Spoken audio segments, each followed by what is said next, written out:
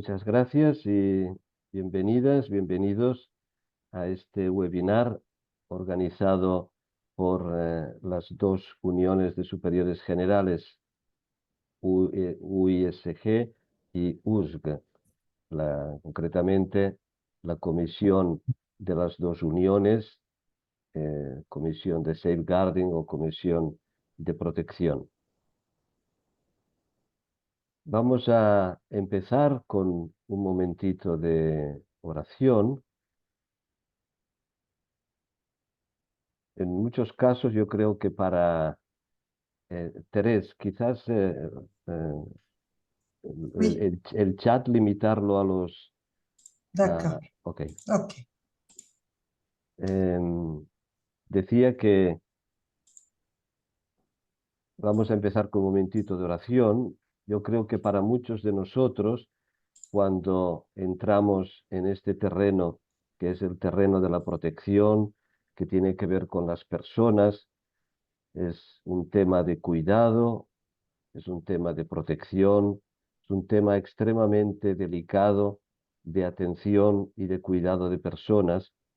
Yo creo que cuando entramos en este terreno, tenemos la impresión de entrar en un espacio sagrado, porque hablamos de personas, en muchos casos de personas heridas, de personas que hieren, que hacen daño a otras, y hablamos en el seno de nuestras instituciones y en el seno de la Iglesia Católica. Entonces, en este momento, como un momento de oración, tomamos conciencia de que efectivamente estamos en un espacio sagrado, en un terreno sagrado, y como Moisés, que reconoce que se encuentra en un espacio sagrado, nos descalzamos, es decir, nos quitamos nuestras protecciones y dejamos que sea un espacio donde el Señor nos pueda hablar. Para ayudarnos a entrar en este momento compartido como un momento de oración, vamos a orar con una canción, con un vídeo que nos habla justamente de este espacio sagrado.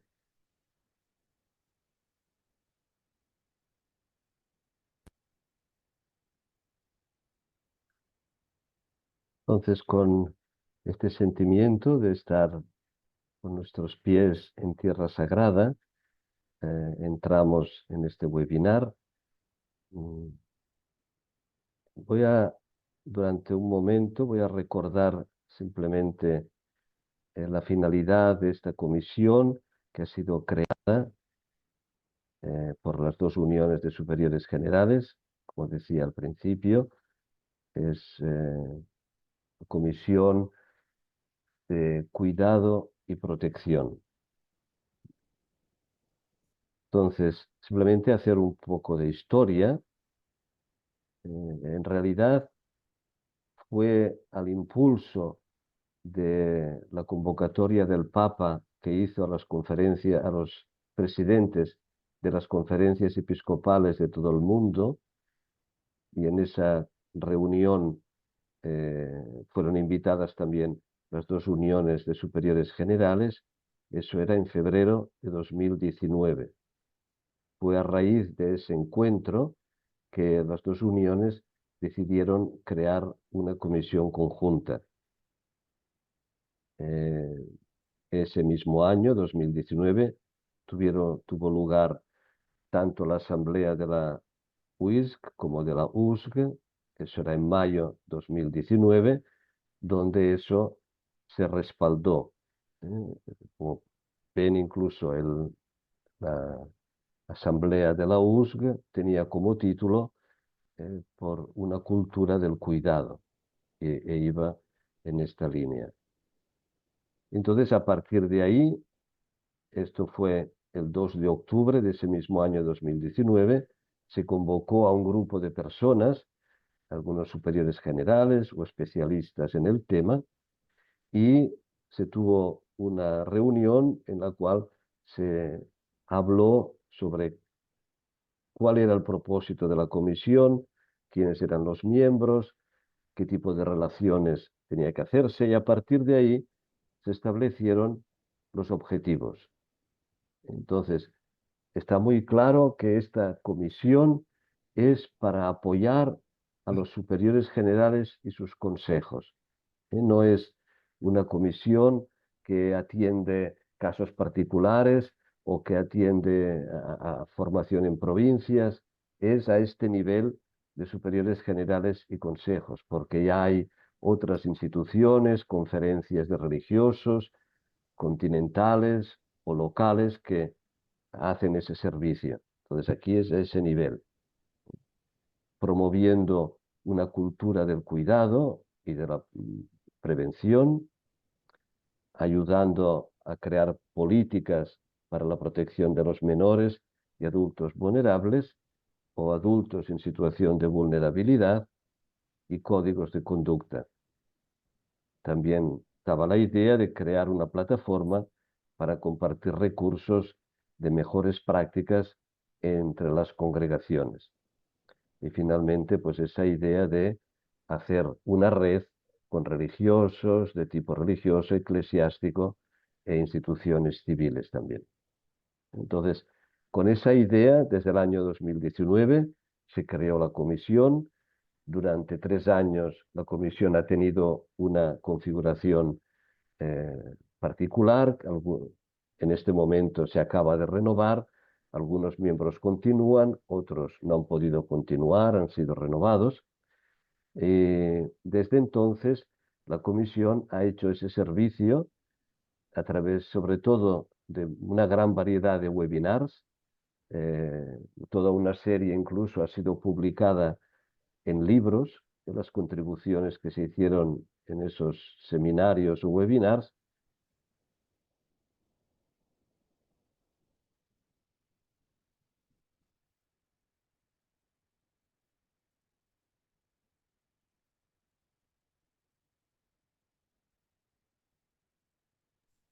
Sembra che è bloccato Emily. Sì. Superiores generales y delegados, delegadas de protección. Y ahora pues continuamos. Se hizo un encuentro con delegados hace un par de años y sabiendo que ha habido nuevos delegados y delegadas, pues se hizo esta convocatoria especialmente dedicada a nuevos y nuevas delegados. Esto es el cartel de ese encuentro que tuvo lugar en noviembre al que he hecho referencia. Ok. Entonces vamos a empezar ahora con la primera presentación que va a hacer Antonio Carrón. Antonio es Agustino Recoleto, él es español, actualmente es consejero general y también parte de su tiempo se dedica no solamente a su congregación, sino que es docente en el Centro de Protección de Menores de la Universidad Gregoriana de Roma. Entonces, como tal y como también responsable de coordinar el grupo de protección de su propia congregación, le hemos invitado a que comparta su experiencia justamente de ser delegado, como creo la mayoría de personas que en este momento está participando en el seminario, en el workshop. Entonces, gracias Antonio por acompañarnos y gracias por tu disponibilidad para compartir tu experiencia. Gracias, Emily. Como hemos comenzado en español, vamos a continuar en español. Habíamos decidido en la comisión que también hoy el español se escuchara más, así que hoy esta experiencia compartida es la experiencia de lo que hemos vivido en nuestra familia religiosa, en la Orden de Agustinos Recoletos, en los últimos años, aproximadamente 10 años, en una familia religiosa que trabaja como muchas de las familias religiosas que hoy estamos aquí presentes, en diferentes contextos geográficos, en diferentes áreas geográficas, en diferentes ministerios. Y en nuestro caso, pues el origen de este interés, de este compromiso con la prevención de maltrato, con la promoción del buen trato, de los entornos seguros, se inició en el contexto educativo. Para nosotros la educación es un elemento importante de nuestra misión.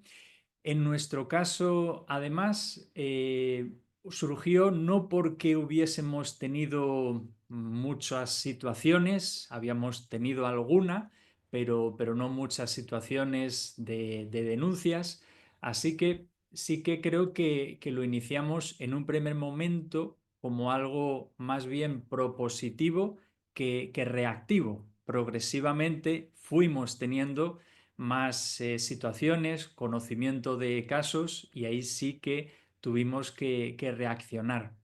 Y es además una experiencia que se inició en un contexto concreto, como era el contexto de España, y que luego se fue difundiendo a otros muchos lugares de la orden. Iniciamos con un trabajo de elaboración de mapas de riesgos, una primera redacción de protocolos de prevención, de actuación, una definición también de términos que nos ayudará a todos a utilizar el mismo lenguaje, y todo esto poco a poco llevándolo, adaptándolo, traduciéndolo a diferentes contextos geográficos. Y fue muy importante, y creo que es uno de los elementos fundamentales en el inicio de un trabajo en safeguarding, que hubiera un compromiso. En este caso, el compromiso institucional, el compromiso de los superiores a nivel general, a nivel provincial, para que todo ello pudiera ir poco a poco desarrollándose.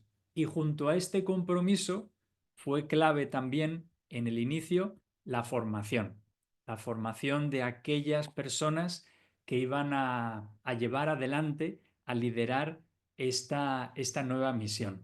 Estos serían algunos puntos sobre cómo fue ese inicio en nuestra familia.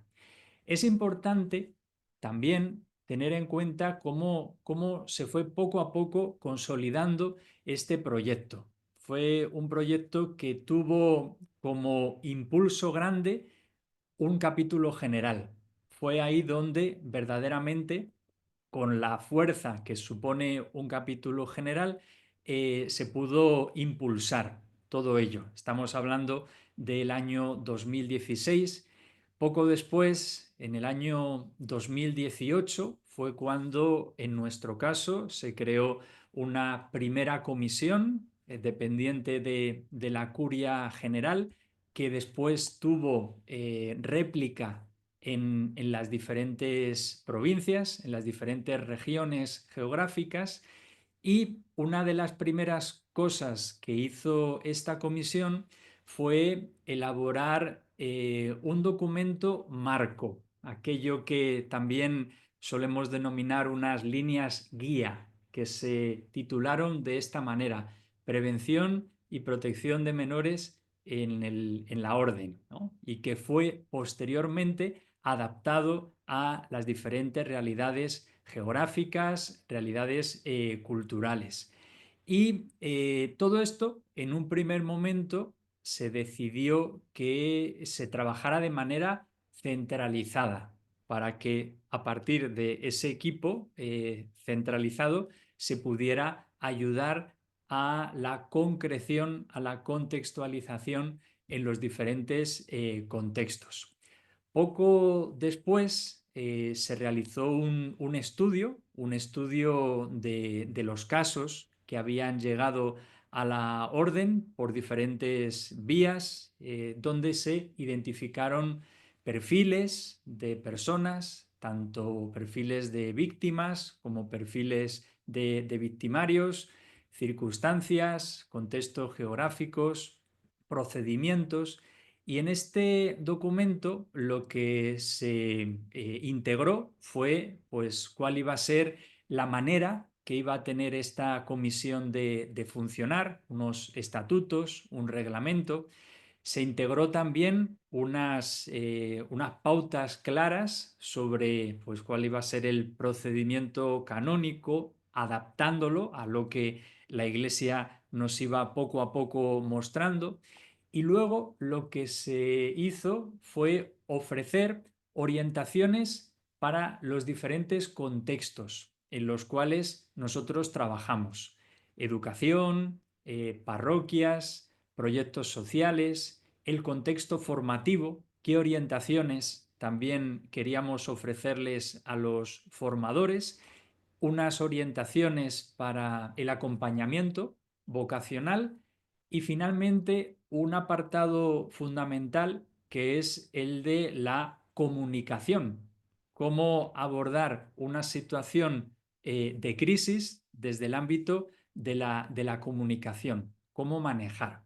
Estos fueron los puntos que nos ayudaron también a consolidar este proyecto en la orden. Y en todo ello fue muy importante también el equipo de la comisión, ese equipo que nosotros hemos denominado Comisión de Protección de Menores y Adultos Vulnerables, que se caracteriza por la interdisciplinariedad, personas de diferentes especialidades que cuando surge una situación pues dan las pautas desde diferentes puntos de vista. Fue importante que esta comisión tuviera una diversidad cultural.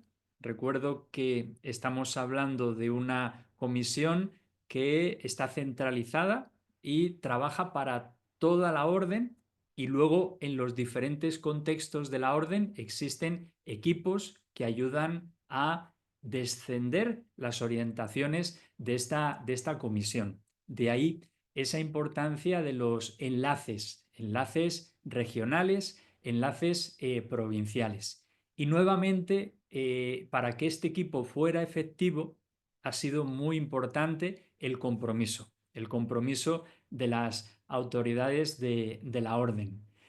¿Quiénes forman parte de esta comisión? Pues lo tenemos publicado en la página web, no es ningún secreto. Pues en esta comisión hay personas variadas. Estoy yo, en este caso, como miembro del Consejo General. Hay pues algunos religiosos de la orden, algunos de ellos son canonistas. Tenemos presencia, por ejemplo, de un antiguo, un ex prior general que también nos ha ayudado mucho de alguna manera, poner un poco de luz a algunas situaciones. Tenemos algunos formadores también de diferentes contextos, y consideramos que era muy importante también tener dentro de la comisión personas que no fueran religiosos, que fueran personas de fuera de la orden, que nos pudieran dar una perspectiva diversa, un feedback diverso que nos ayudara. De ahí la presencia, pues en este caso, por ejemplo, Carmen Montejo es una médico que también pues colabora con nosotros, o también seguro que muchos conocerán a Daniel Portillo, que desde el contexto de Latinoamérica pues también está haciendo una labor muy buena y que en nuestra comisión pues también ha contribuido mucho. Esto en cuanto al equipo, el equipo de la comisión. ¿Cómo hemos organizado en estos años el trabajo en la orden y cuál puede ser ese organigrama a nivel macro que luego se concreta? Pues esta es la imagen que nos puede ayudar a verlo, porque tenemos en primer lugar en color rojo pues esa estructura de la comisión general, que depende del prior general, que trabaja para toda la orden y que luego tiene una relación muy estrecha con las comisiones provinciales, que tienen competencias diversas, porque quien de alguna manera coordina, gestiona, atiende las situaciones que se producen es la Comisión General con todo ese equipo que luego le da orientaciones a las comisiones provinciales para que sobre todo trabajen en el seguimiento y aplicación de las orientaciones de la Comisión General. Se fundamentan mucho en la formación, en la sensibilización y son una pieza clave, sobre todo para acompañar a las personas, en este caso a las víctimas o a los victimarios. Y lo que esas comisiones provinciales realizan es la labor de contextualizar y de concretizar todas esas orientaciones en todos los ámbitos pastorales y comunitarios a los que se refiere el color azul que está abajo. Educación, parroquias, proyectos sociales, formación y acompañamiento vocacional. De forma más concreta, ¿qué es lo que hace la comisión? Pues atiende y sigue los casos, hacen una actualización también periódica de los casos a partir de un primer informe que se desarrolló en el año 2020. Esta comisión también pues, desarrolla una labor importante en el asesoramiento a los superiores mayores, a las provincias, a las comunidades o a obras apostólicas concretas que requieran de alguna consulta. Es muy importante la comunicación de la comisión con las provincias para el acompañamiento de las personas y la actualización de la información de los casos, y una labor muy destacada de esta comisión es la formación. Hasta octubre de este año, en torno a 2.500 personas, bien sea presencialmente o bien sea online, han recibido formación por parte de la comisión por medio de varios programas que voy a mencionar ahora. Es también labor de la comisión la elaboración de materiales de sensibilización y de formación, también la actualización de las orientaciones para cada uno de los ámbitos apostólicos en los que estamos, y también esta comisión tiene una labor muy bonita que es la de la colaboración con otras instituciones que también pues, trabajan en lo mismo que estamos trabajando nosotros. Y, por supuesto, esta comisión está también disponible para la atención a consultas particulares que puedan llegar desde los diferentes contextos donde estamos presentes. Como ejemplo, aquí están algunos de los cursos online que hemos desarrollado en los últimos años. Este es un curso de introducción a entornos seguros. Es un curso sencillo que se hace en pocas horas y que nosotros pedimos que haga toda persona que se incorpora a una obra apostólica de la orden. Y también lo hacen todos aquellos religiosos que están en formación inicial. Es un curso online que finaliza con encuentros online también para resolver dudas, para compartir la experiencia, y de esos encuentros online surgió la necesidad de profundizar, y de ahí un segundo curso que ya aterrizaba en temas mucho más concretos como estos que aparecen aquí en la pantalla, donde abordamos, por ejemplo, pues los abusos no sexuales, todo lo que tiene que ver con el poder, el abuso de conciencia, el abuso espiritual, las víctimas adultas, lo que tiene que ver con el acompañamiento a las víctimas y supervivientes, lo que tiene que ver con el abuso en entornos digitales. Todos estos temas salieron de esos encuentros online a partir de esa primera formación. Y para ello contamos con muchas personas que nos han ido ayudando a poder desarrollar estos temas. Creo que una pauta importante también es que no tenemos que hacerlo todo nosotros, ni inventarlo todo nosotros, sino también tenemos que dejarnos ayudar y colaborar con otras personas que también pueden aportarnos muchas cosas en todo ello.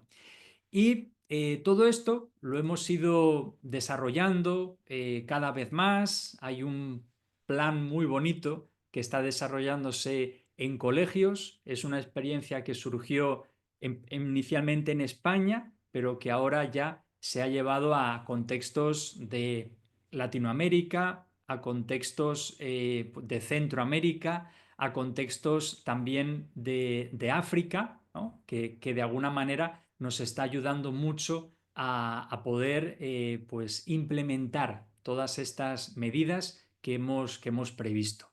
Y ya por concluir, ¿qué nos queda? ¿Qué nos queda por hacer? Pues en primer lugar, seguir ampliando lo que supone el radio de acción de todas las formaciones a todas las etapas de formación de los religiosos, educación, formación inicial y formación permanente. Creo que es importante también integrar en los programas de formación de los laicos temáticas sobre prevención de abusos.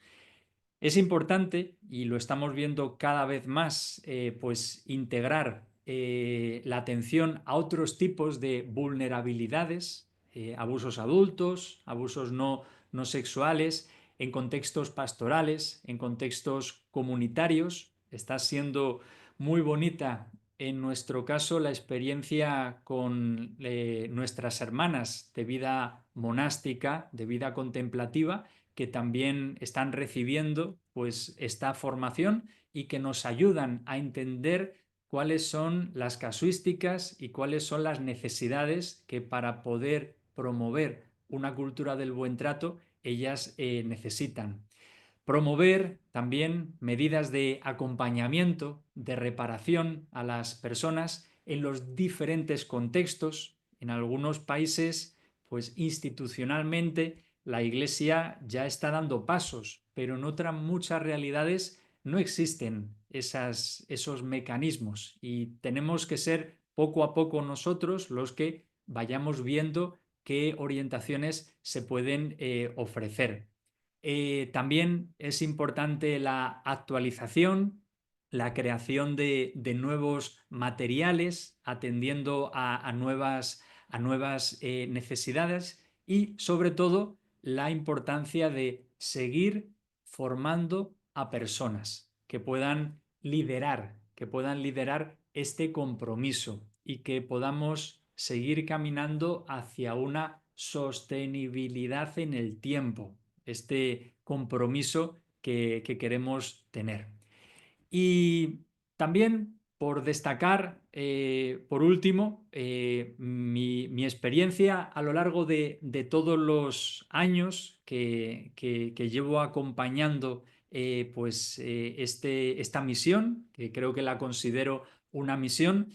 Yo comencé en esto pues cuando era director de un colegio antes de trasladarme a Roma, y aquí sí que tuve la posibilidad de ampliar mucho la perspectiva y de poder también comunicarme y llegar a muchas más personas. Entonces, es muy importante ese apoyo desde el liderazgo institucional para que todo esto pueda desarrollarse.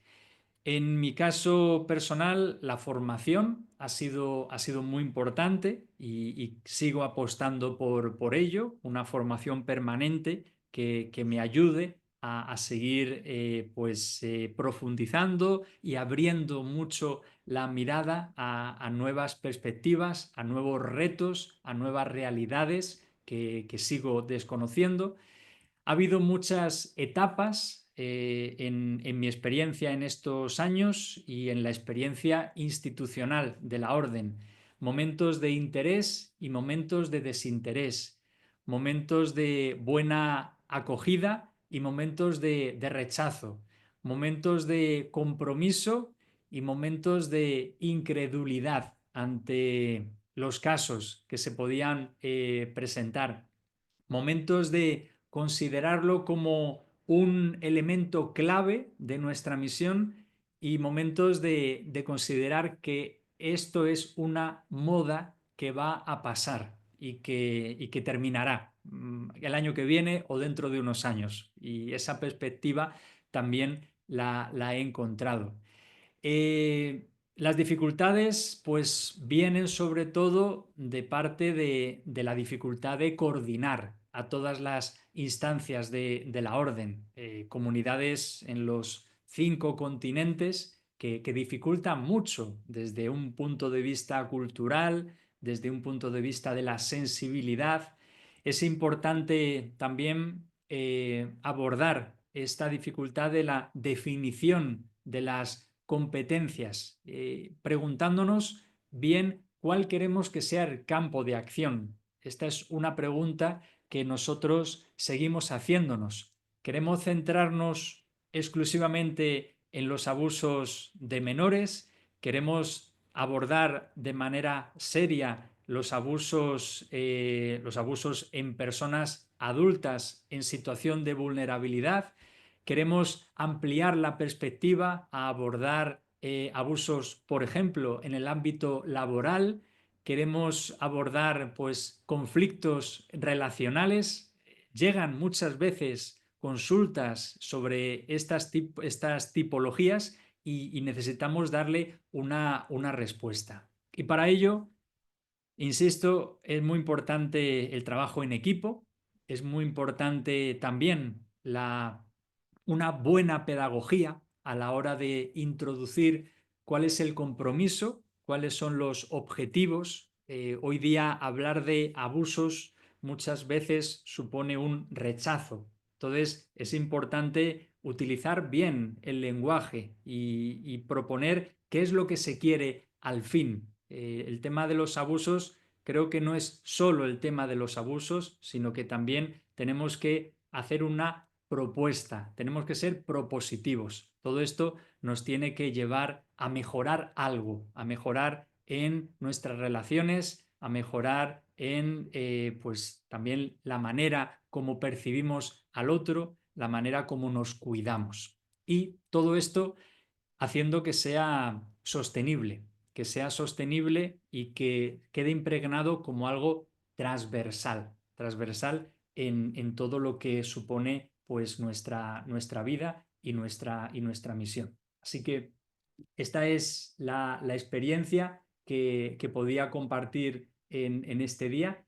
y espero que pueda ayudar, que pueda también pues servir a alguien que esté trabajando en ello. Muy bien, muchas gracias, Antonio. Creo que para quien está empezando como delegado o delegada, seguramente ha resultado muy útil esa visión global, compartir la experiencia del camino. Y ahora vamos a tener un tiempo en pequeños grupos. Va a ser un tiempo en grupos lingüísticos, les van a explicar la dinámica, y va a ser durante media hora. Les proponemos que, así como aparece ahora aquí, que al inicio tomen un tiempo para presentarse y decir un poco cómo se sienten en esa responsabilidad, pero luego enseguida, porque solo 30 minutos, les pedimos que puedan responder estas 2 preguntas. La primera, ¿cuáles son las principales áreas de preocupación en esta área? Como delegado, como delegada, pues, ¿cuáles son los 3 aspectos, las 3 áreas que dices a mí me preocupa mucho esto? Y entonces llegar a un acuerdo como grupo de las 3 principales. Señalar tres áreas de preocupación más importantes. Y segundo, en qué les podría ayudar la comisión. ¿Eh? ¿Qué es lo que les resultaría más útil de parte de la comisión? Entonces, bueno, pues sabiendo cómo es la comisión, los límites y las posibilidades que tiene, pues qué desearían en qué les pudiera ayudar la comisión. Entonces, yo voy a compartir en el chat esas dos preguntas para que las tengan y voy a compartir también un link que les llevará a un formulario de Google, ¿eh? Y en el cual va a aparecer esto. Entonces, una persona de cada grupo, solo una, pues responde, arriba dice el grupo número. Entonces, no es cuántos son en el grupo, no. Se refiere al grupo número 1 o grupo número 20 o número 15, ¿eh? Que aparece siempre cuando están reunidos en la parte superior. Y hay un espacio para las tres preocupaciones que han seleccionado, ponerlas ahí, o bien en el siguiente espacio, pues las tres cosas que creen que les puede ayudar más eh, la comisión.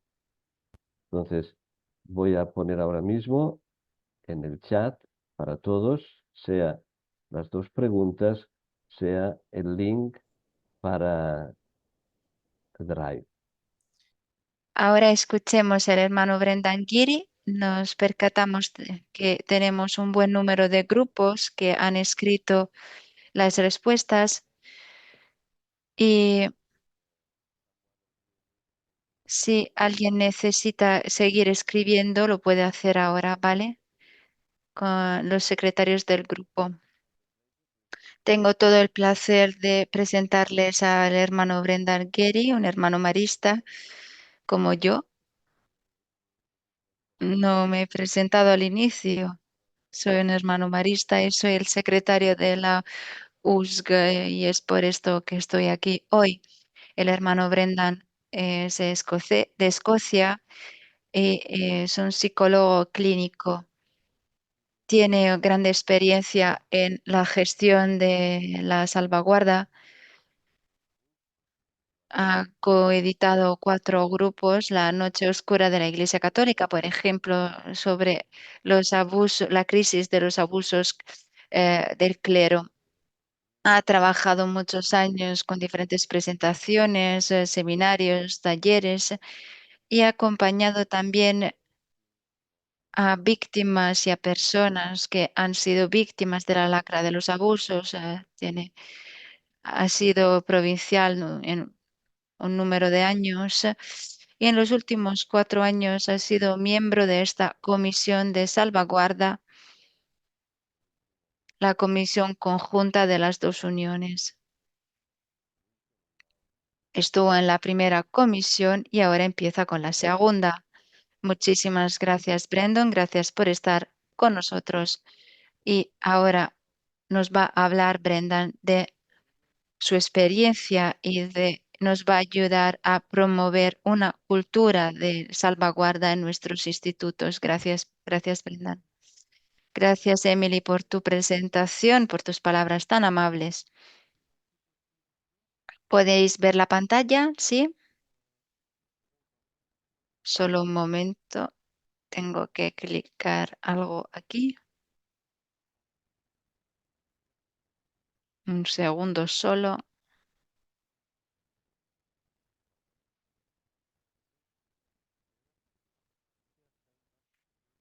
Compartir sonido.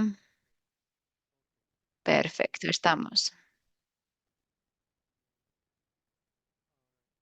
Muy bien.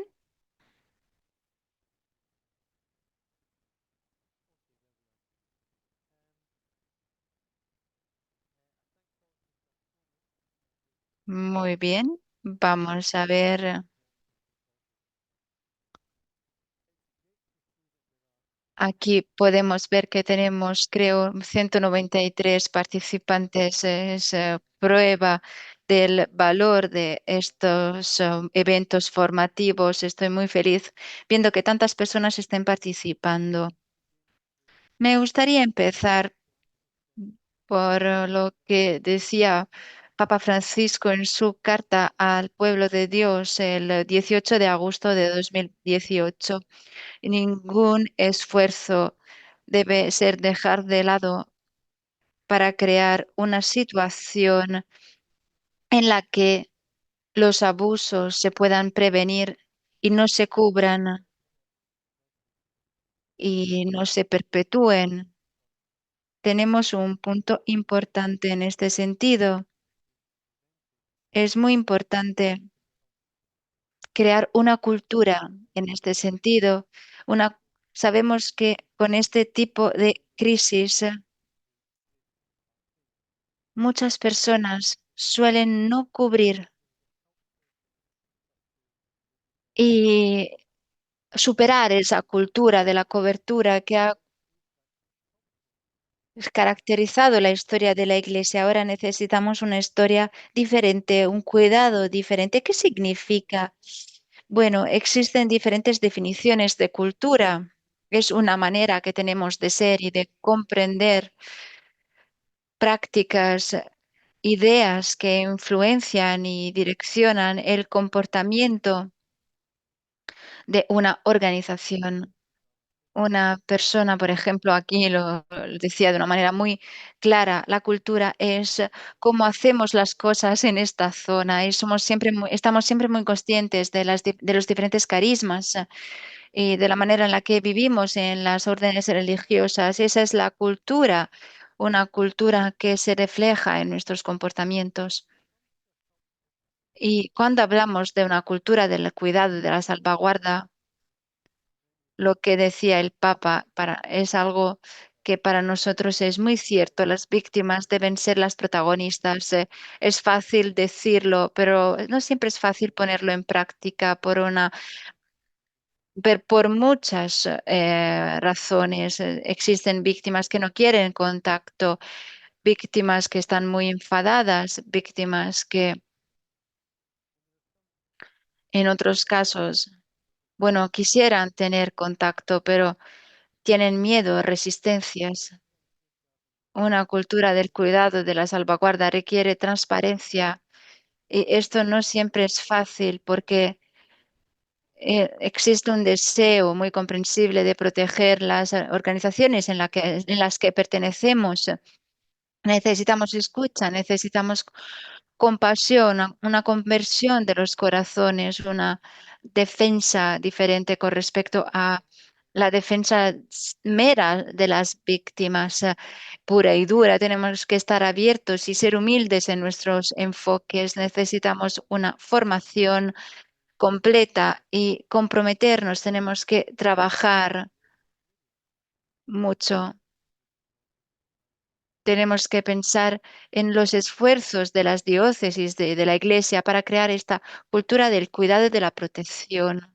A mí me parece que uno de los puntos clave en este sentido son los eventos de formación para que las personas se junten y tengan experiencias compartidas de formación. Me gustaría mencionar un punto. Cuando yo trabajaba en este sentido con el hermano Emilio, con los maristas, teníamos una conferencia de la salvaguarda de la protección a nivel congregacional en marzo de 2012. Fue un evento muy importante para mí, un evento en el que nos juntamos todos los provinciales y los miembros del Consejo General, más un delegado de salvaguarda de cada provincia, y el hermano Emily me dijo, bueno, es importante tener a alguien que se encargue de la salvaguarda. Y bueno, decidí proponerme. Es muy importante recordar esta voz. Somos personas que tenemos experiencias compartidas y nuestras experiencias compartidas pueden ser la base de un apoyo mutuo. En la orden internacional, la orden marista, tenemos a hermanos de todos los continentes y tenemos una idea clara de esta aptitud. Esto no tiene nada que ver con mi provincia, pero esto ha cambiado cuando Collins dio su testimonio. Ella era una víctima de abuso en Irlanda. Habló con mucha convicción, habló con mucha autoridad también. Y esto ha conllevado una conversión de los corazones la otra semana cuando estaba en Australia para trabajar con los maristas. Hablaba con un hermano que me decía, que me dijo, bueno, recuerdo ese momento, recuerdo las palabras de Mary Collins, me cambiaron y me cambiaron por siempre. Cuando escuchamos las palabras de una víctima, tenemos una acción transformadora para las personas. No siempre es posible tener a una víctima que hable. Algo que podemos hacer es tener vídeos concretos que nos ayudan a conocer las experiencias de las víctimas, que son tan generosas como para compartir todo esto con nosotros. Este es un testimonio de hace 20 años, un testimonio que utilizamos en la archidiócesis de Baltimora. Era una seminarista y una noche un amigo de familia me invitó a la playa y estuvimos por allí. Después quería dormir allí, tenía una furgoneta para dormir allí y durante la noche hizo cosas inapropiadas, cosas que yo no quería. Y yo sabía que era inapropiado. Hablé con mi madre, le dije, madre, tengo que decirte una cosa, estaba en la playa con el decano y algo pasó. Ella hizo unas preguntas, se lo aclaré todo y al final me dijo, Lía, es un pecado del diablo. Y sabía que tenía razón. Ya me sentía asustada y al final estaba aterrorizada y corrí a la parroquia. Toqué a la puerta y le dije que tenía que confesarme enseguida. Le expliqué lo que había pasado y después de un tiempo el decano volvió a casa a visitarme. Cuando le saludé me dijo cosas inapropiadas, me tocó de manera inapropiada y yo le empujé, le dije, no puedes hacer esto conmigo, pero negó todo. Y de allí empezó a distanciarse a nivel emocional de una manera muy enmarcada, con un sufrimiento muy fuerte por mi parte, porque yo pensaba que éramos amigos. La verdad es que tenemos muchas maneras en las que podemos trabajar con este vídeo. Podemos ver la respuesta de su madre, del asistente sacerdote, el rol de la confesión, de la absolución que debería, no sé, formar parte del proceso, la comunidad parroquial. Es importante trabajar en mesas redondas y es importante que cada persona se encargue de un rol. Lía, la familia, el decano, el asistente sacerdote, la comunidad parroquial. Y es importante en esas mesas comprender qué se necesita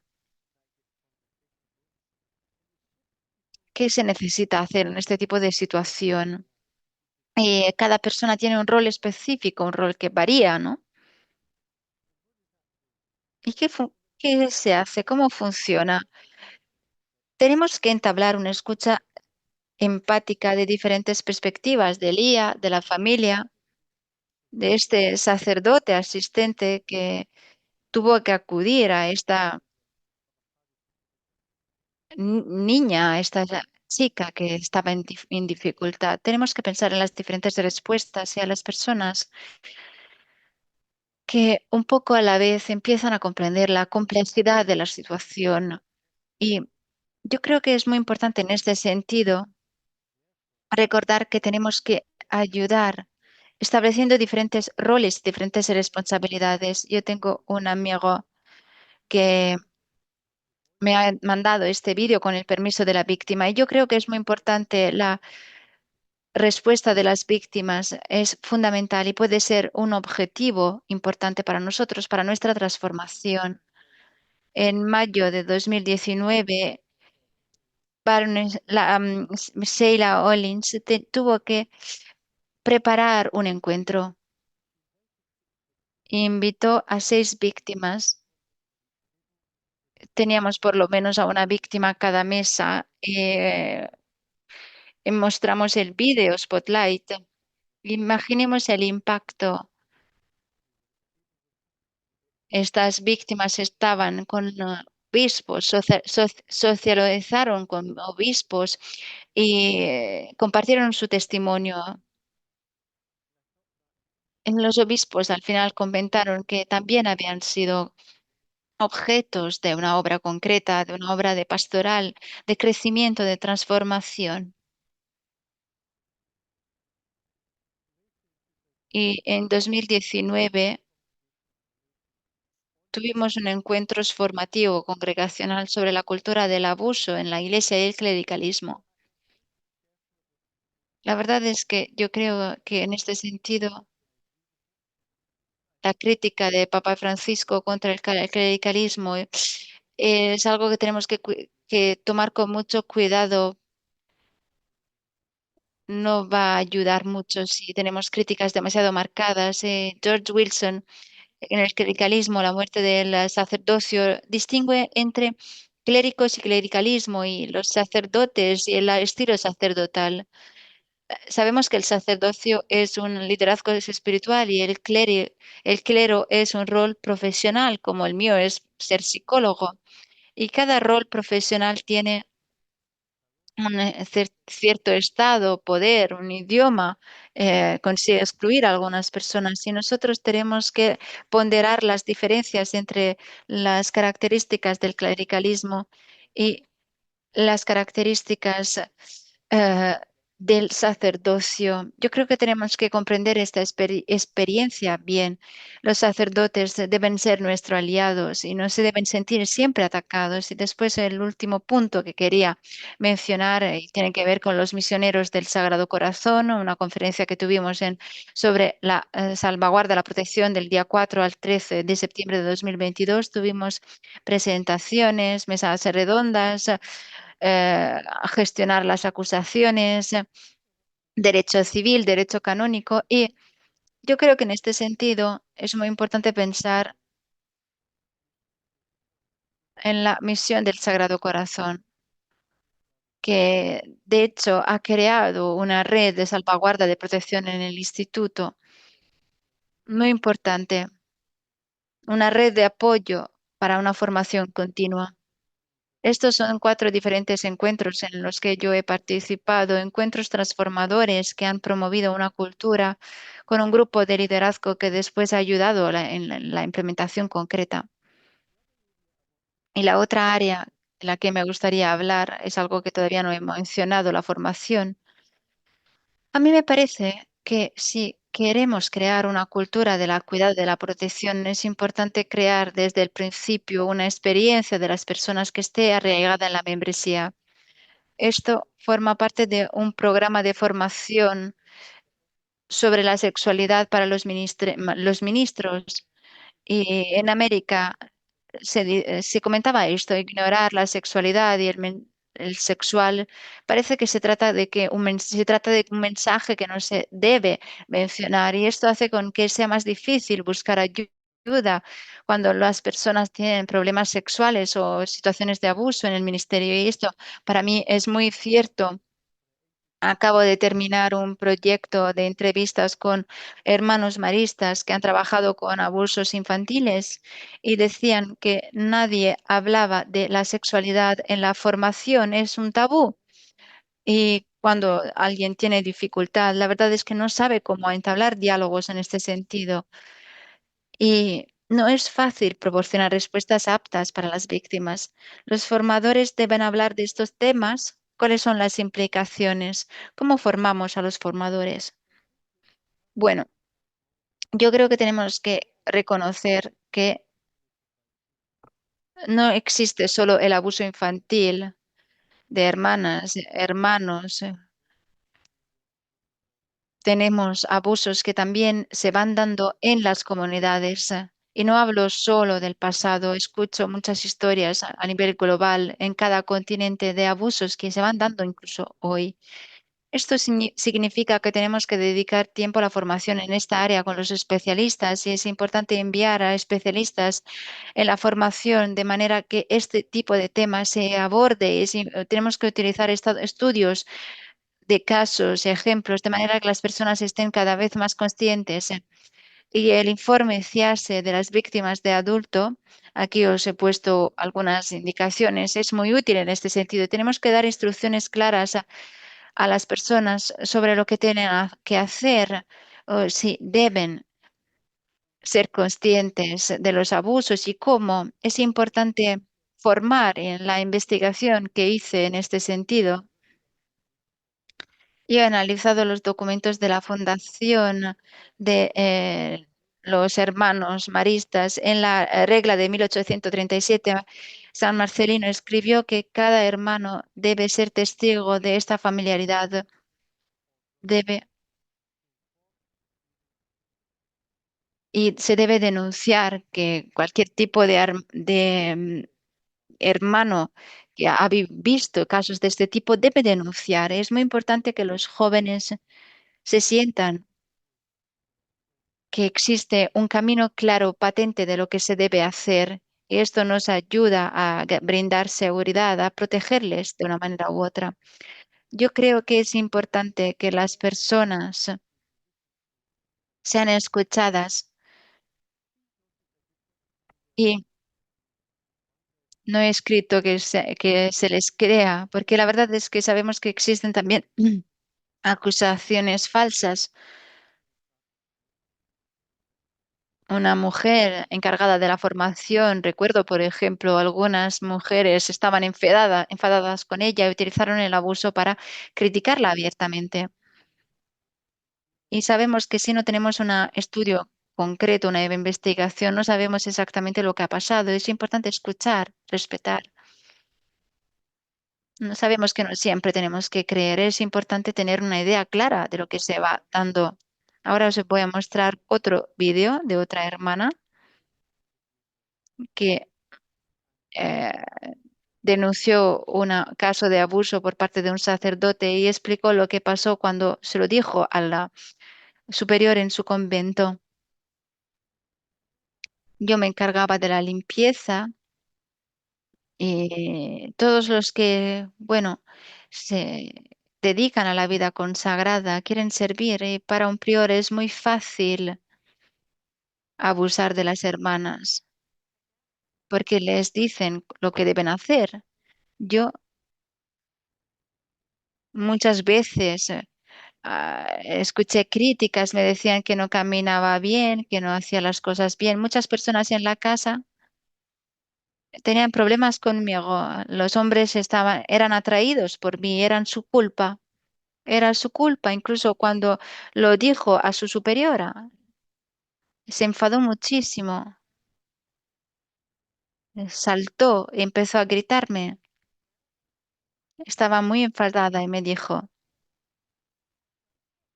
tú eres peligrosa, tienes que dejarles en paz. Lamentablemente he escuchado muchas historias de este tipo en otros lugares. En Nairobi, en abril, escuchaba la historia de una joven que quería juntarse a una orden religiosa y en la carta de recomendación del párroco tenía que solicitar la carta de recomendación. El párroco eh, abusó de ella y al final quedó embarazada. La familia se enfadó con ella. Se enfadó por lo que se acusaba al sacerdote. Le criticaron mucho y le echaron de la familia y el sacerdote se escapó. Yo no creo que tenemos que olvidar este tipo de tabú.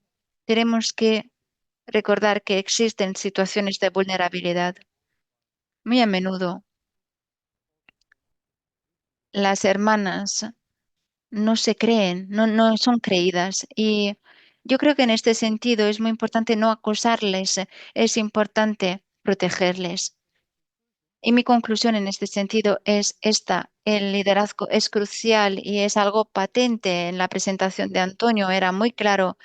El liderazgo es crucial, puede ayudarnos a crear la estructura que es necesaria para la implementación con los laicos que pueden ayudar. Necesitamos políticas, procedimientos, pero no son suficientes. Es importante nombrar a empleados encargados de la salvaguarda y formarles. Yo creo que la formación es clave. Los eventos de formación crean una cultura y dan un mensaje, explican que esto es importante y se construyen grupos de personas que tienen bases parecidas. La salvaguarda debe formar parte de la formación inicial. Tenemos que garantizar tiempo en este sentido a la formación y crear ejercicios prácticos que nos ayuden a ser empáticos. Los eventos de salvaguarda son importantes. En la salvaguarda tenemos que ser prácticos. Tenemos que tener mesas redondas, talleres, de manera que las personas puedan hacer ejercicios concretos.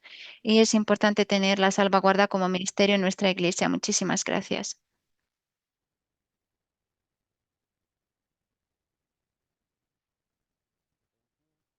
Gracias. Gracias, Brendan. Muy claro. Gracias. Ahora tenemos 15 minutos de pausa. En Roma son las 3:50 y 5. A las 4:05 seguimos con otra presentación. Muchísimas gracias. Que será en italiano. Antes de que os presente a la hermana Tiziana, me gustaría decir que si tenemos a personas con preguntas para los ponentes, para Padre Antonio, para Padre Bendan,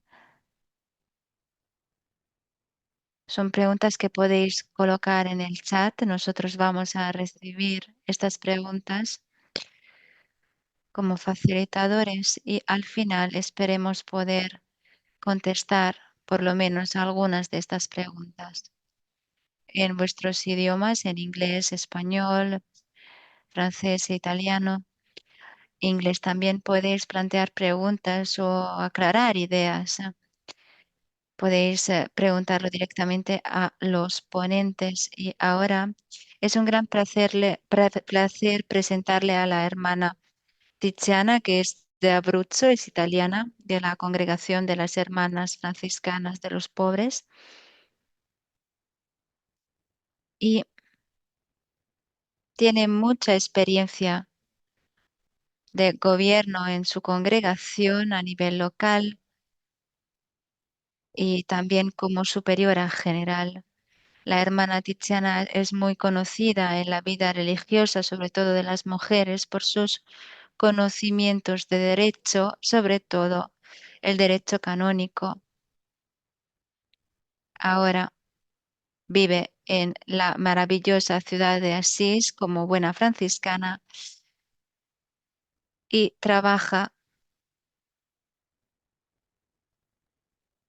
Dicen que no tenemos traducción al inglés.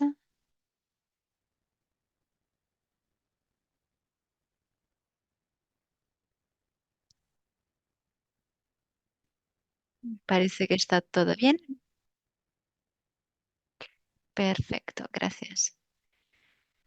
Bien. Y ahora se encarga de este trabajo, acompañar a congregaciones por la cuestión de derecho canónico, para facilitar procesos también, capítulos, consejos, etcétera. Y también con una atención específica para la atención canónica de los abusos entre diferentes tipos de abusos, espiritual, de poder, sexual, etcétera. Bien, la hermana Tiziana desde el principio ha sido miembro de la Comisión Conjunta Usgi Whisky. Es un gran placer ahora compartir con ella esta experiencia. Bienvenida, Tiziana, y muchísimas gracias. Aquí estamos. Muchísimas gracias, Padre Emily. Gracias a todos y todas. Yo también estoy muy satisfecha por esta participación tan bonita, este webinar. Sí, habéis visto que hemos intentado variar un poco el programa ofrecido y para mí ahora es importante hablar de los aspectos desde los institutos laicales femeninos y también un poco la perspectiva canónica.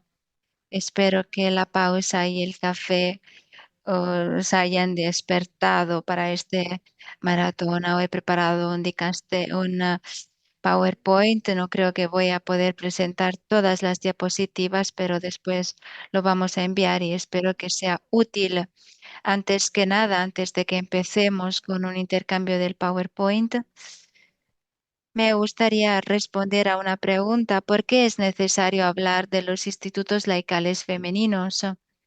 Porque podríamos decir un abuso es un abuso, pero puesto que, como ya hemos escuchado, el factor cultural sin duda alguna tiene un impacto en la realidad de la protección, también el género masculino y femenino establece algunas diferencias y hablo del impacto emocional en la elaboración también de políticas, con todas las resistencias que también nosotros como población femenina vivimos, personas que rechazan diferentes cosas. Y estoy hablando también del desafío, elaborar procedimientos que sean diferentes con respecto a los procedimientos previstos para los clérigos. Y entonces sí necesitamos un poco tener cuidado por lo que concierne a nuestra realidad. Dicho esto, voy a compartir mi PowerPoint.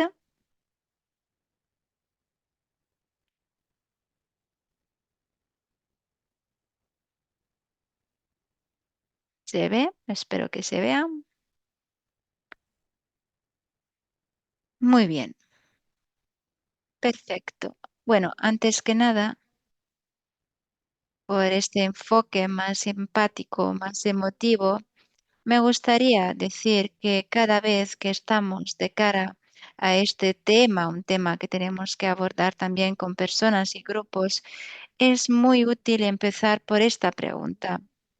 Cuando yo pienso en la palabra abuso en nuestro contexto, también de la vida religiosa femenina, es muy importante comprender qué es el abuso y en qué estoy pensando, porque estamos hablando de personas, no estamos hablando solo de papel que tenemos que, de un papeleo que tenemos que rellenar para el derecho propio.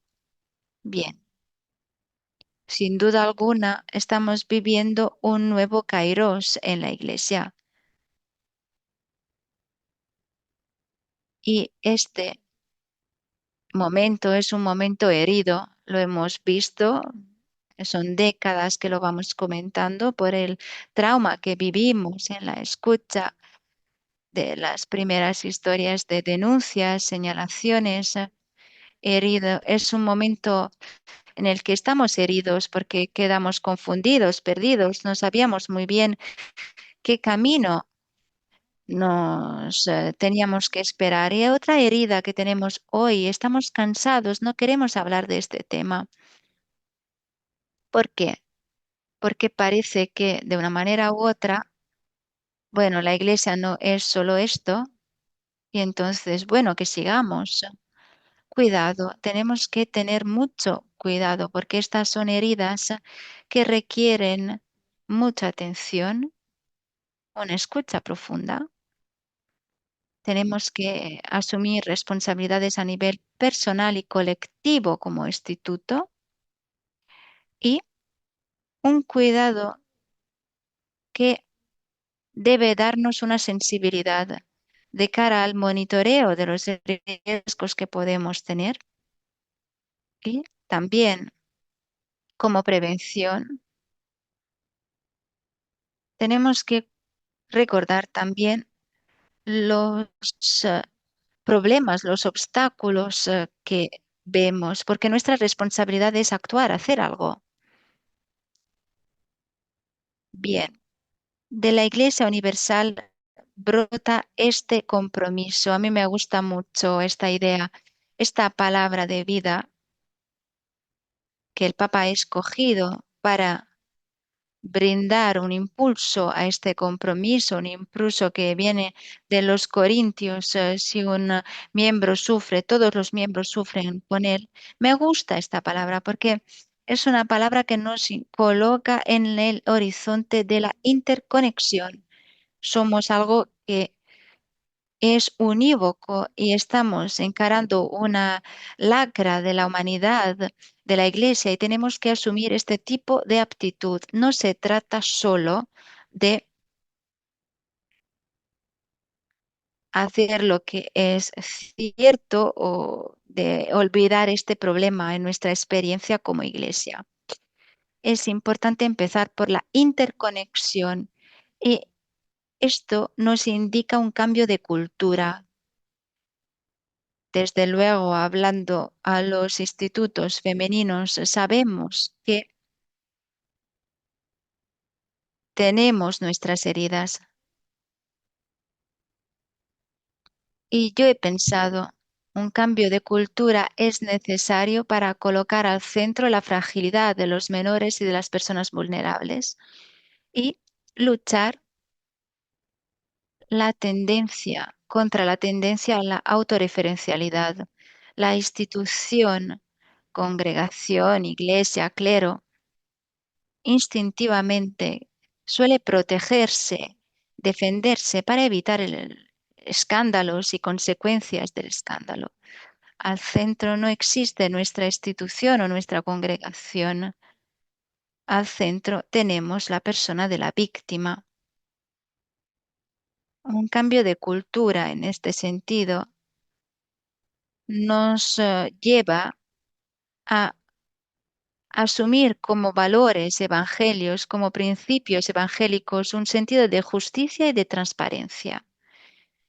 Es una lucha aquí, una lucha contra la negación injusta de las heridas que existen, heridas del abuso a diferentes niveles. No lo podemos negar. Un cambio de cultura que es necesario en la honestidad, una honestidad que nos ve admitir que el abuso puede pasar entre nosotros. Nadie se puede considerar excluido y empezando por esa cobertura que nace espontánea, diría yo, de cara a esas personalidades brillantes y fuertes que hacen con que nuestro instituto sea famoso y que quizás esconden personalidades en realidad manipulación, narcisismo y que podrían de hecho conllevar a riesgos de abuso. Otro cambio de cultura, ver nuestra comunidad religiosa como un sistema abierto, no un sistema cerrado, aislado. Y yo diría que en este sentido, en todo el camino, en el principio de la sinodalidad que el Papa nos está invitando a cumplir, es una gran ayuda también en este sentido. ¿Por qué? Porque de hecho los abusos nacen y se añaden en sistemas que se aíslan, donde la autoridad se convierte en dispótica, en rígida y necesita un control. Tenemos algunas áreas de riesgo en nuestros sistemas a raíz de cómo vivimos y de cómo estamos organizados. Antes que nada, una pregunta. ¿quién son los sujetos depositarios del carisma en nuestro instituto? Si la respuesta es las superioras, porque son la voz, las representantes de Dios, esta es un área de riesgo porque somos todos miembros depositarios del carisma, porque todas somos personas que tienen una promesa a la base, vivir la secuela de Cristo con las reglas de las constituciones. La estructura de la organización es otra área de riesgo y aquí hablo del tema de los sistemas piramidales. Tenemos líderes superiores que están en la parte alta de la pirámide y los mismos procesos decisionales llegan de la parte alta y no existe un intercambio con la base. Y esto significa también que las calidades de las relaciones tendencialmente se basan en grupos, castas. Tenemos a personas que merecen, otras que no merecen, otras más capaces, otras menos capaces. Una calidad que de una manera u otra falta. Las relaciones con el entorno externo, esto también es muy interesante, como decíamos antes. ¿En qué medida podemos dejarnos alcanzar e influenciar por los mensajes en el ambiente externo, los procesos comunicativos? Tener las informaciones es un sistema para ejercer el poder que de hecho influencia la base. No último es el uso de recursos económicos. Sabemos que en este sentido tenemos mucho poder y es un área de riesgo. Necesitamos entonces trabajar mucho en el términos de prevención, una prevención que pasa por la formación, como decía antes el hermano Brendan Sinn, las primeras etapas de la formación, y necesitamos también crecer en el conocimiento de los contenidos, de hecho, una cultura de la protección. Y la primera parte, el primer conocimiento es ser conscientes de que existen diferentes tipos de abusos, abuso de poder económico, sexual, etc.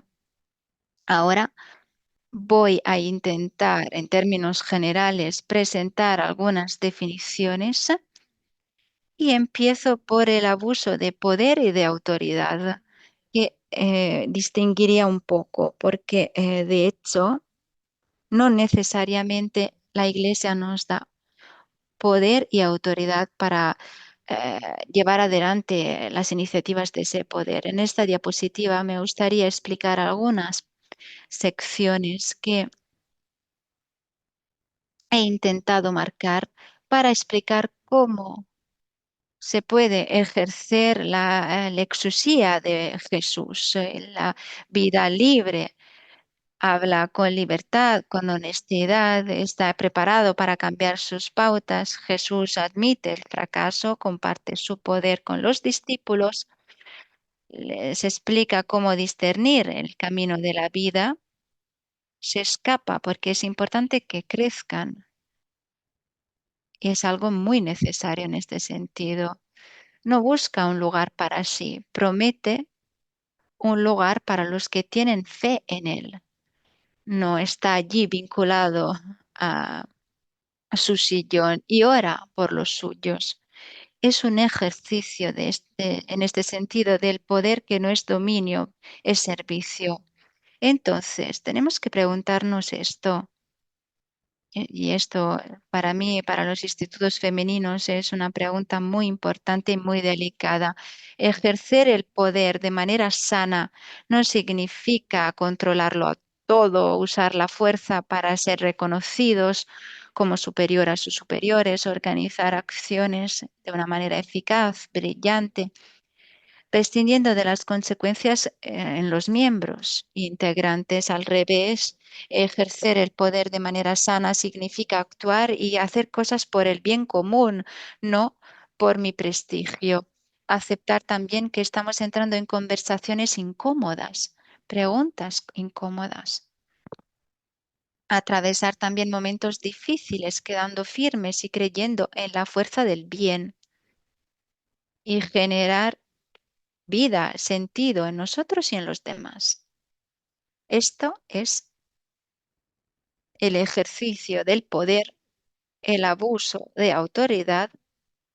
Es algo que tenemos cuando existe un rol y mediante ese rol empieza un proceso en el que no respetamos autonomía, responsabilidad, libertad de las otras personas y haciendo con que las otras personas sean sujetas a nuestra manera de pensar. Aquí salto esta parte. La idea del clericalismo, me gusta esta definición que usa el Papa. Pensar que pertenecemos a un grupo que posee todas las respuestas y no necesita escuchar y aprender. Es un riesgo que vivimos también en nuestra misma casa.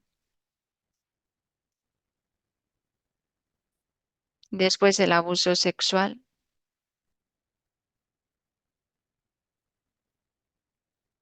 Aquí en los momentos libres podéis profundizar estas ideas diferentes, en las ideas de abuso sexual. Me gustaría ahora detenerme aquí porque existe un tipo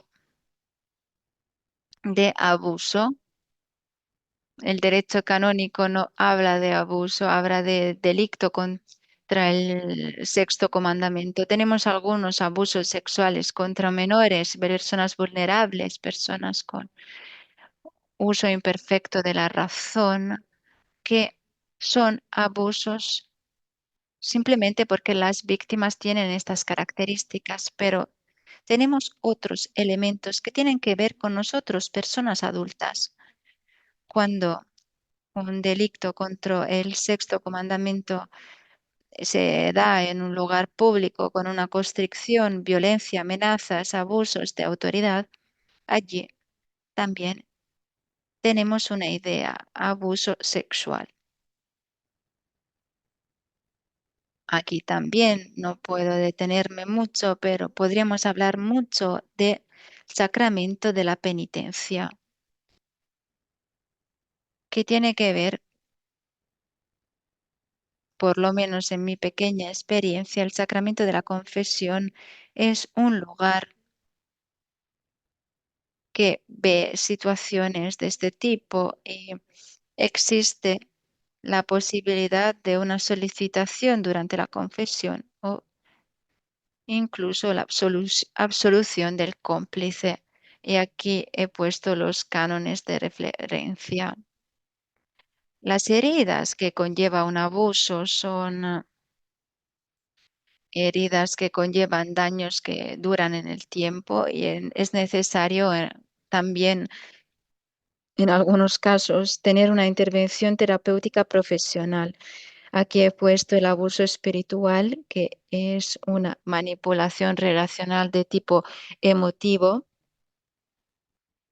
que se lleva a cabo en nombre de Dios. La persona pierde de verdad su perspectiva en la imagen de Dios.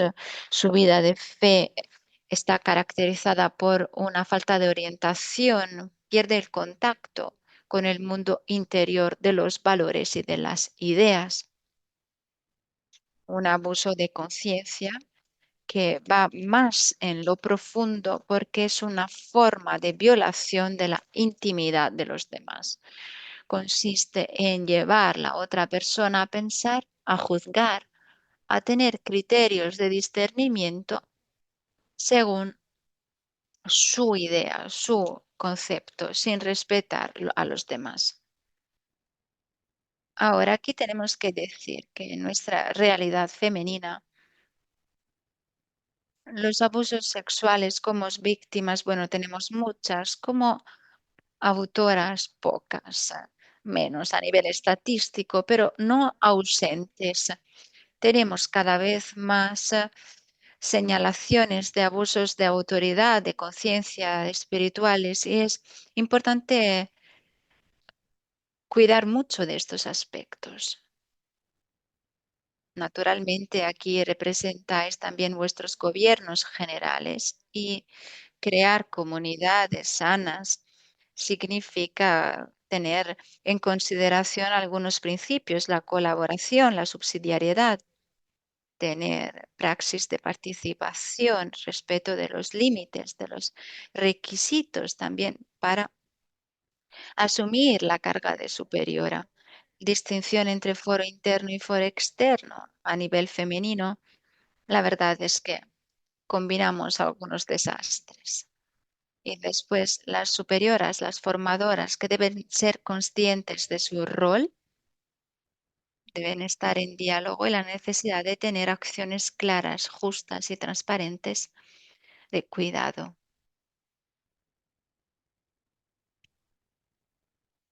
Es importante educar al discernimiento para decisiones libres y responsables. No tenemos niñas. Tenemos que encarar temas sensibles con un diálogo que sea de respeto, cuidar, porque si es un abuso, es un abuso. No tenemos que espiritualizar, no tenemos que abrazar una cruz, tenemos que hacer algo más y mantener un diálogo abierto con los miembros de la comunidad y las superioras. Aquí he puesto, como recuerdo señalarlo, es un deber para todos los integrantes de los institutos de vida consagrada y es también un derecho punible. La importancia del acompañamiento, el acompañamiento para las víctimas con la acogida, la escucha, ofrecer servicios que sean específicos, apoyo médico, terapéutico, psicológico y a la vez el acompañamiento de todas las personas que eventualmente participan, porque si tenemos una hermana acusada de abuso de cualquier tipo, es patente que ella también la debemos acompañar. Su buena reputación debe preservarse con la confidencialidad que es necesaria. Y el abusador también debe removerse.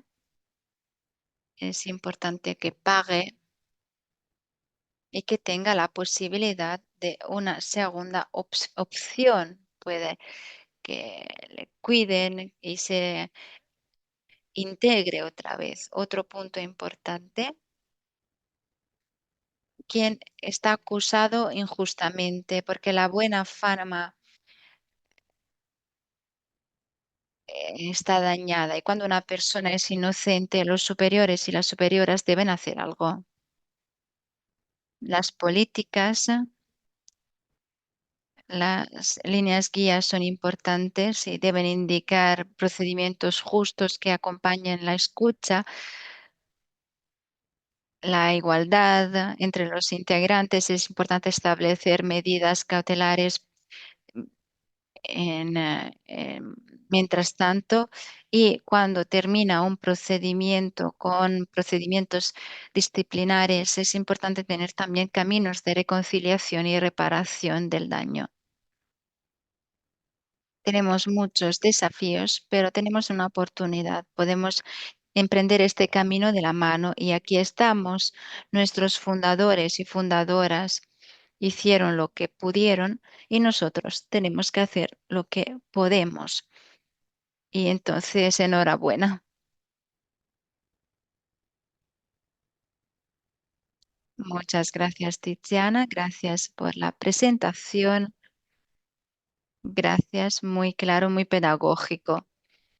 Recordamos que la presentación será disponible para todos será posible echarle un vistazo a estas presentaciones también en otro momento. Recuerda también que si existen preguntas, si tienen preguntas, tengan reparo en plantearlas. Podéis plantear preguntas en cualquier momento utilizando el chat. Estáis ahora pensando en estas preguntas y me gustaría ahora daros un poco de retroalimentación de lo que habéis dicho en los grupos.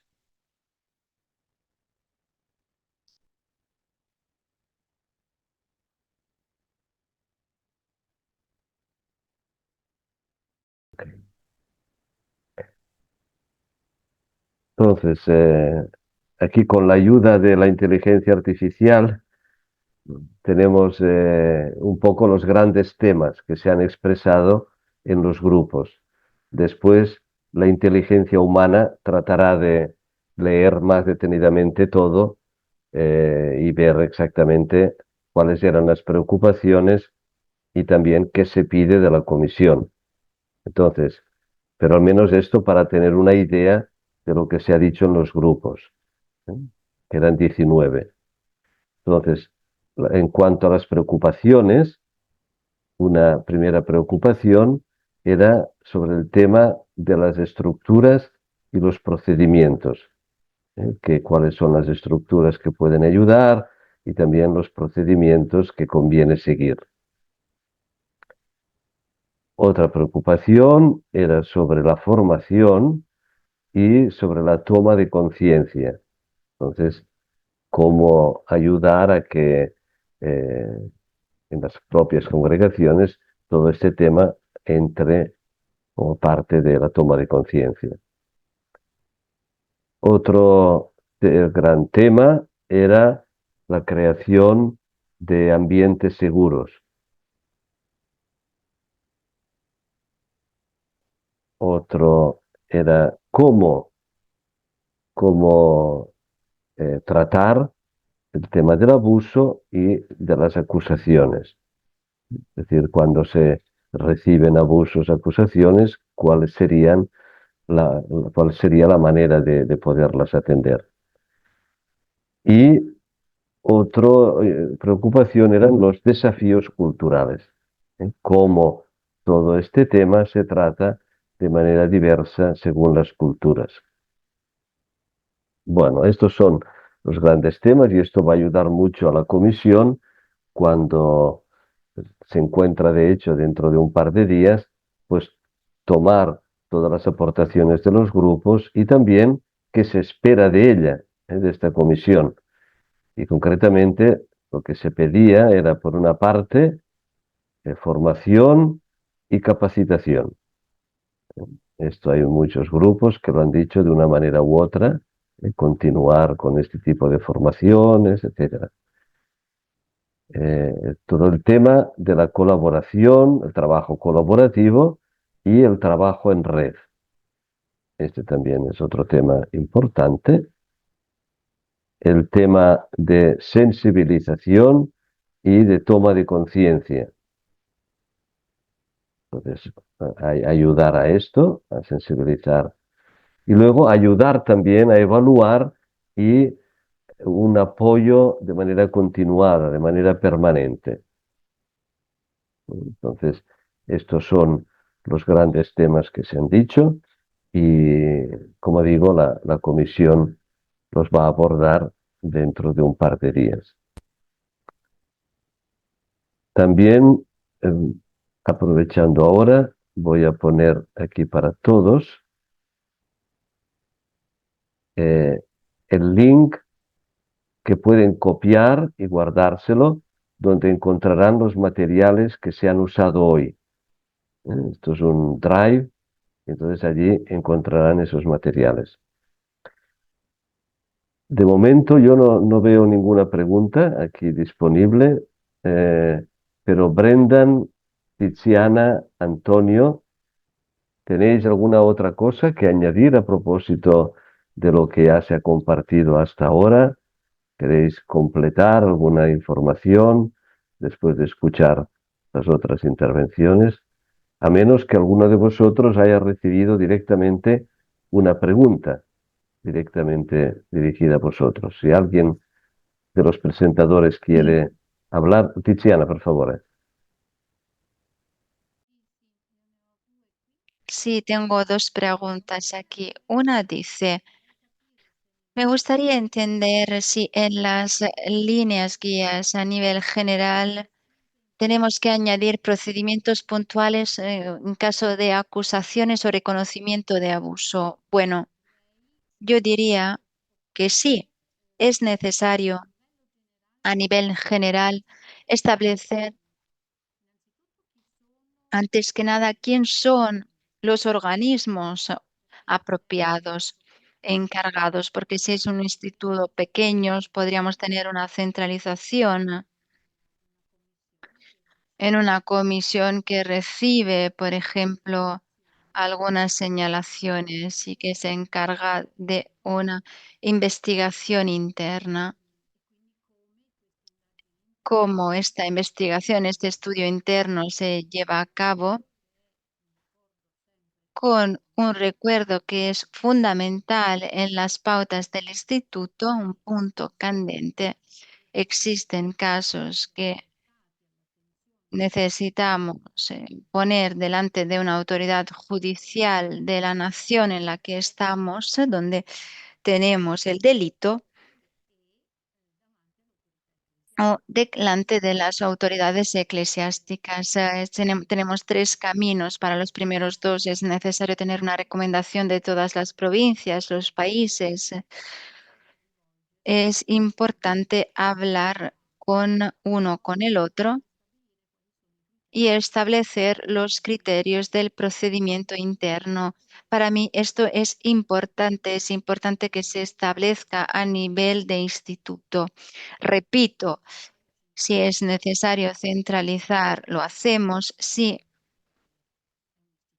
es un instituto grande, por ejemplo, será el delegado a nivel más local. Entonces diría que sí, es importante poner algo en este sentido. Creo que he contestado también a la otra pregunta. Si en una provincia tenemos un abuso, ¿cuál es el rol de la Comisión General y Nacional? Bueno, esto es lo que debe establecer un texto como el texto de las pautas, porque podríamos tener algunos tipos de abuso y decidir, bueno, que sean abusos gestionados a nivel general. Se debe especificar. Otra pregunta, ¿cómo abordamos el problema del abuso de poder? Bueno, sí, es algo que nos plantea una dificultad sin duda alguna. ¿Por qué? Porque están llegando en algunos niveles donde yo trabajo denuncias de abuso de autoridad que en realidad no son abusos de autoridad. ¿Por qué? Porque no tienen que ver con ningún tipo de texto de las constituciones o tienen que ver con el hecho de que, por ejemplo, no sé, tuvo una solicitud de traslado de comunidad y no se aceptó bien. Puedes entender que este no es un abuso de autoridad porque el voto de obediencia cubre otras situaciones y necesidades. Y bueno, tengo otra, pero le cedo el uso de la palabra Padre Antonio. No quiero robar todo el tiempo. Bueno, sí.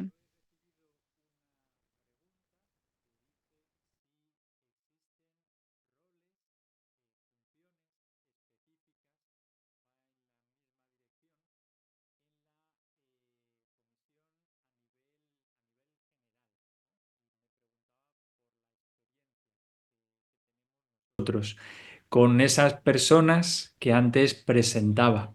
Y sí, que existen diversas funciones, diversos roles Sobre todo son importantes aquellos que se puedan dedicar más específicamente a una atención de las personas.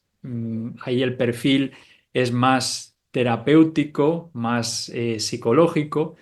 Hay otras personas que tienen un rol más centrado en la formación y sensibilización y son los encargados de elaborar los programas de formación y de hacer seguimiento de ellos.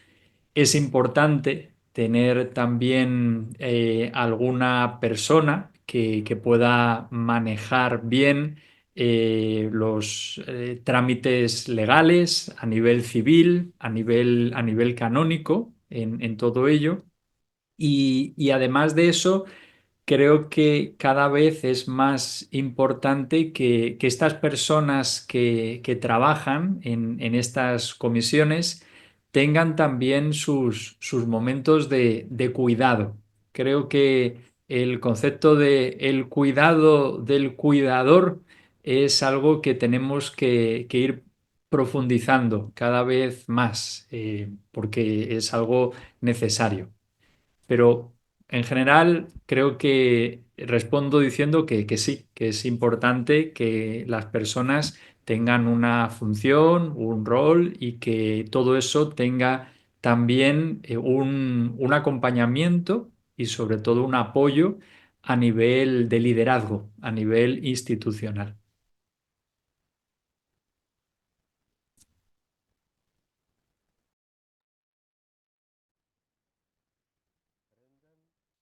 Brendan, ¿tienes una pregunta a la que quieres contestar?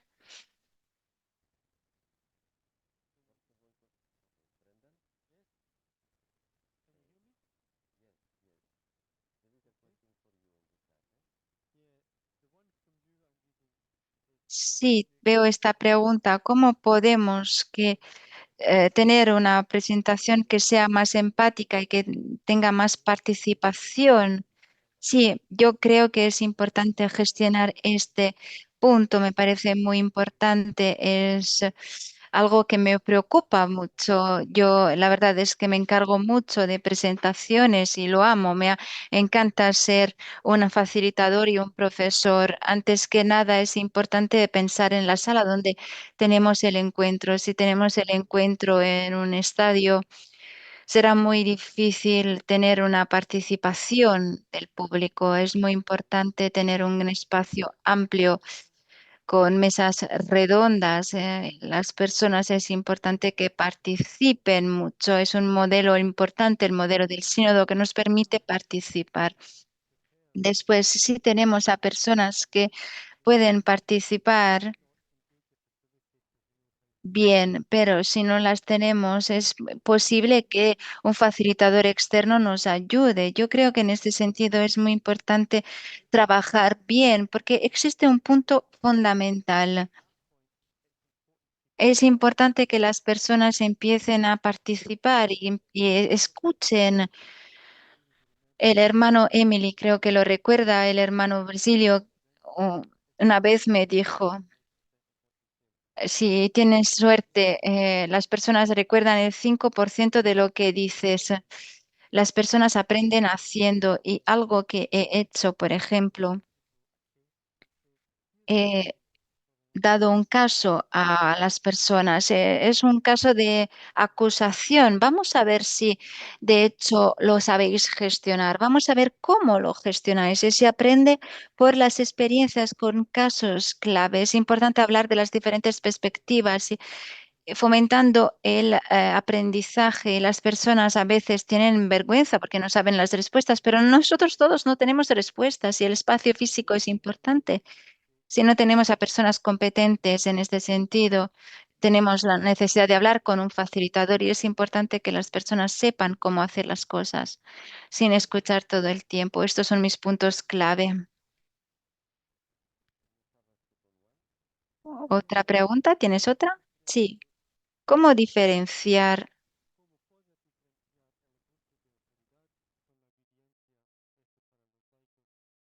¿Cómo podemos?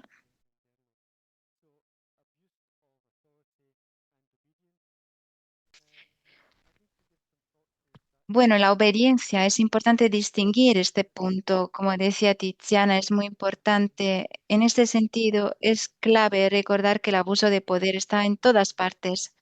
En nuestra iglesia, en nuestros órdenes tradicionales, tenemos muchas estructuras en este sentido que funcionan así, lamentablemente.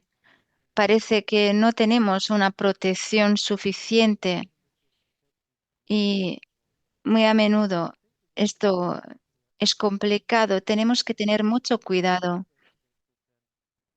Es importante recordar que la obediencia es clave, pero la obediencia tiene un lugar importante en nuestra vida. A pesar de esto, es importante recordar la obediencia de Cristo al Padre. Lo que quiero decir es que, bueno, por ejemplo, yo he trabajado en un hospital psiquiátrico y yo tenía que plantear a las personas preguntas muy personales. A veces decía, no tienes que contestarme, pero después lo trabajamos juntos. Es importante desarrollar culturas de rendición de cuentas. Es muy importante.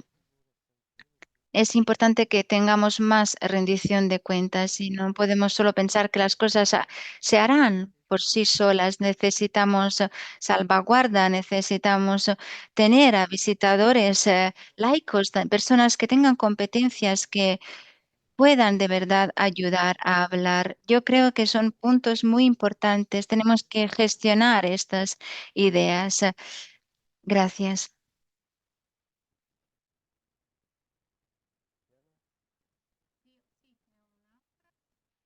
¿Otra pregunta? Antes de que podamos vislumbrar una hipótesis de abuso espiritual de poder, de autoridad, puede pasar que tengamos una aptitud, relaciones que sean tóxicas, sin llegar al nivel del abuso, y esto se ofrece como distinción también. Bien, ¿cómo podemos identificar este tipo de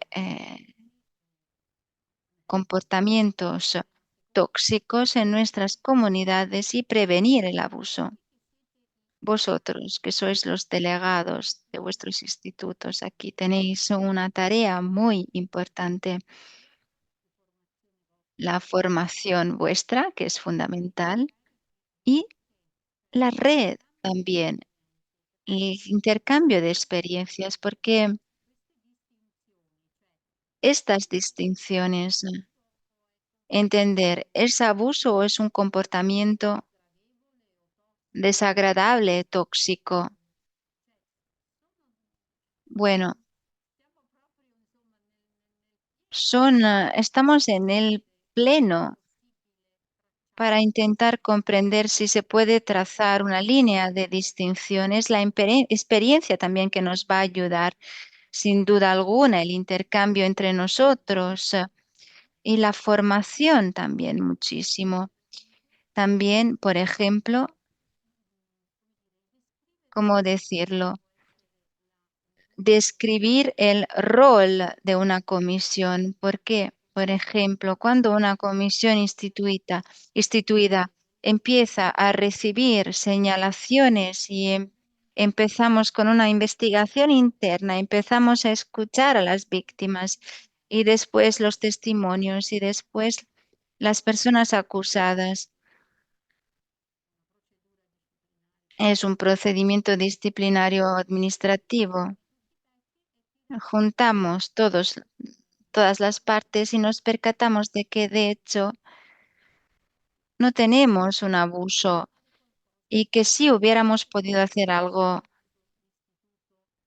bueno, el instituto de hecho debe usar otras estrategias, otras soluciones de formación y de hecho también otros diálogos, escuchas sin tener una comisión que se encarga solo de abusos.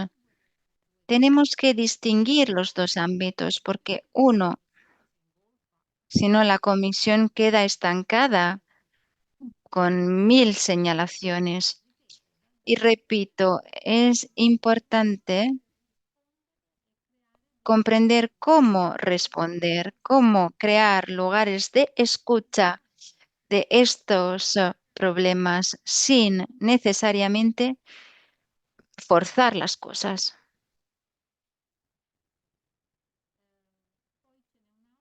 Después otro punto. ¿Con quién podemos hablar para empezar este camino de creación de una comisión, crear pautas, formación? Sí, bueno, depende también un poco de los idiomas en los que queremos trabajar. A nivel de la WISG existen recursos. Hablo al femenino porque es una hermana que lo preguntaba. Sí, existen recursos. Y hablando también con otros institutos. Lo que yo recomiendo mucho a las hermanas es que es importante no copiar las líneas guías, las pautas de institutos masculinos, porque después llegan y se habla del superior, se entiende enseguida. Tuvimos un copia y pega y bueno, quedan marcas de clérigos, términos masculinos. Bueno, yo creo que es importante también ayudarse entre institutos. Es bonito y es interesante. Tengo una pregunta directa que tiene que ver con los laicos y la autoridad y me parece un poco más complicado. Los laicos conectados con las órdenes religiosas. Yo creo que el movimiento en este sentido es un don de del espíritu en los últimos años. Si queremos que los laicos sigan compartiendo con nosotros, tenemos que seguir trabajando porque si no, es